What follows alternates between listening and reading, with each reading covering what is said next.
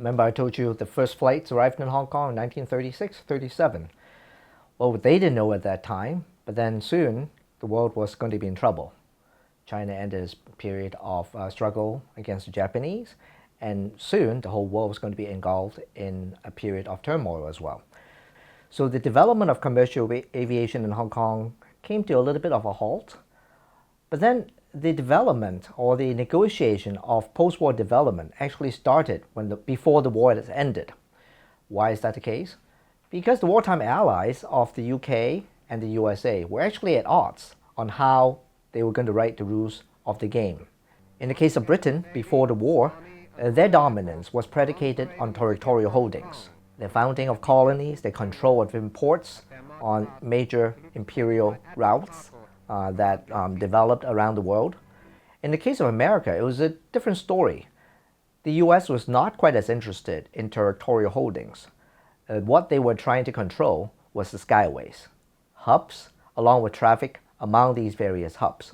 That did not quite stop England from enthusiastically developing commercial aviation upon their return to Hong Kong and the Far East.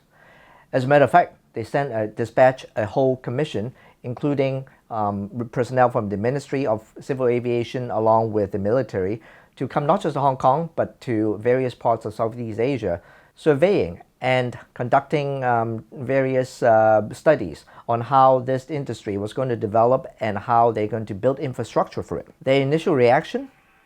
Kai Tak, our old airport that served us till 1998, was not good enough. It was originally condemned. They considered it not adequate. No upgrade, no improvement was going to make it up to snuff for modern aviation standards. In fact, they consider the airport and the siting dangerous for pilots to continuously fly into Hong Kong if you were to remain in Kai Tak. So what did they propose? They actually suggested building a new airport, a brand new airport in Deep Bay. Where's Deep Bay? Deep Bay is straight to the south of present-day Shenzhen, so literally across the border from mainland China. We may consider it quite silly for them to be building so enthusiastically in the run-up to 1949. But remember, they didn't know that 1949 was going to happen.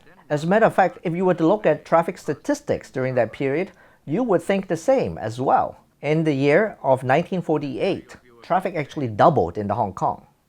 75% of it to and from mainland China. Business was good. Business justified building a new airport and investment in commercial aviation in this British colony. Things changed.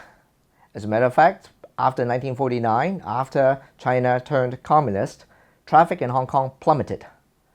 76% in terms of aircraft movement and 74% in terms of passenger flow.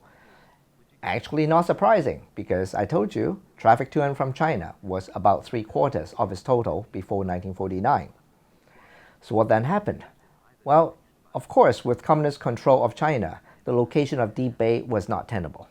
It was not defensible. But more importantly, the reduced level of traffic could ill justify building a brand new purpose-built airport in anywhere but Kai Tak. So to Kai Tak they returned. It was still very important for Britain to develop its aviation network, not just for commercial reasons, but also for military purposes as well.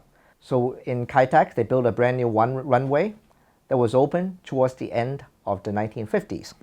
So when the runway finally opened on September 12, 1958, the governor at that time, Black, said that Hong Kong was not going to be known just for its finest harbor, but also from now on, a brand new airport, an airport that's going to service modern aviation for the British colony and for the network, British network, and the world at large.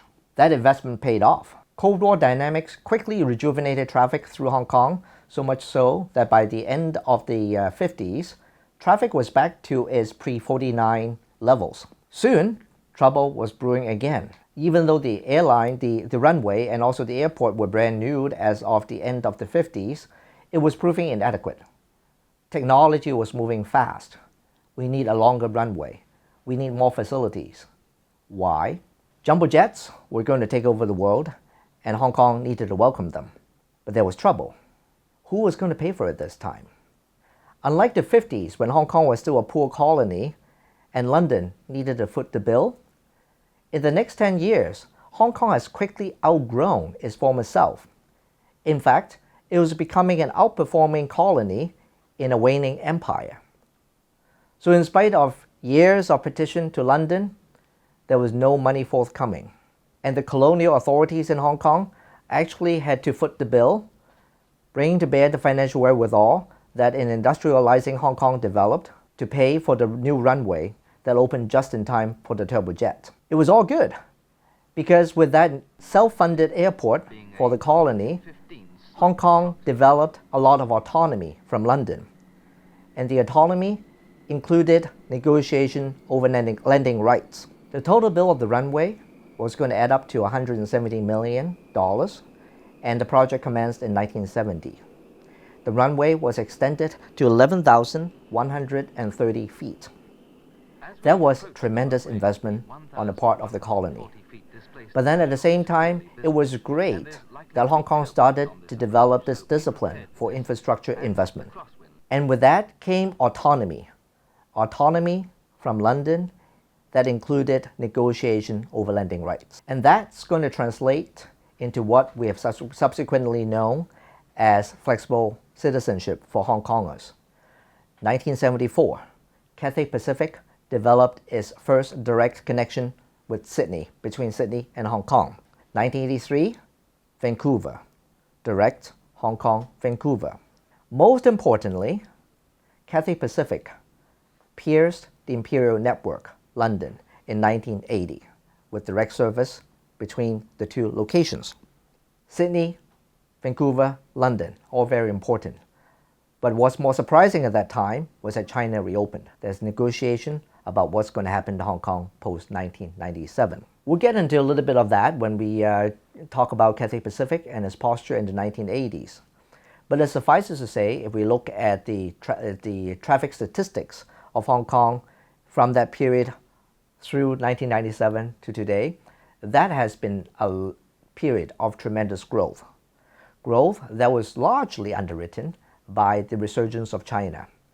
Movement through Hong Kong from China to the rest of the world and vice versa underwrote the growth. I would like to draw your attention to what happened the year afterwards. First anniversary of the handover. The president of the PRC was here in Hong Kong to celebrate Hong Kong's first year as being part of the motherland after 1997. He officially opened our new airport at Tek Lap Kok. Hours after he left, Air Force One came to Hong Kong. With it, sitting President Bill Clinton. At the dinner that Tung Chee-hwa threw for Bill Clinton, he spoke of the wealth of the Hong Kong people, the confidence of the Hong Kong people, and also Beijing's support. Bill Clinton echoed his sentiments and talked about Hong Kong's criticality to the US, China, and the world. So we can see from this very important occasion in 1998 that Hong Kong was going to remain pivotal to global geopolitics. In the next segment, we'll examine a key player in this industry, Cathay Pacific. It is quite a marvelous story of two enterprises, neither one of whom we know much of anymore as we think about the airline, and also the turbulence that the airline experienced through the decades of its operation from the 1940s to now.